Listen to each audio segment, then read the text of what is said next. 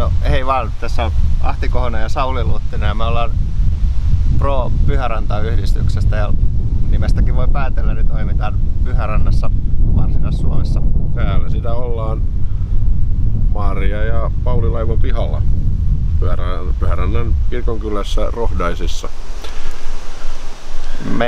Meidän yhdistys on syntynyt paikkakunnalle kaavailtujen tuulivoimala-alueiden niin kuin sijoitteluun liittyvissä kysymyksissä. Me ollaan lähdetty pitämään niin kuin asukkaiden puolta siinä, että ei tuulivoimaa rakennettaisi liian lähelle asutusta. Ja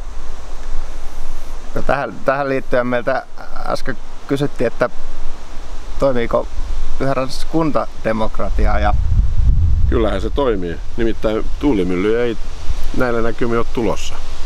Joo. Mutta kyllä me ollaan aika ylidemokraattisia saatu itse olla, eikö niin, Ahti? Kyllä vaan, että täytyy, kiitos Sauli, niin täytyy sanoa, että demokratia ei siinä mielessä välttämättä ole toiminut, että meillä on hiukan heikonlainen keskusteluyhteys ollut kuntaan ja valtuutettuihin, mutta demokratia taas toimii sillä tavalla, että me ollaan omalla toiminnalla saatu asioita tapahtumaan. Kyllä. Ja Pyhäranta on kiva paikka elää ja yrittää, eikö niin? Edelleen.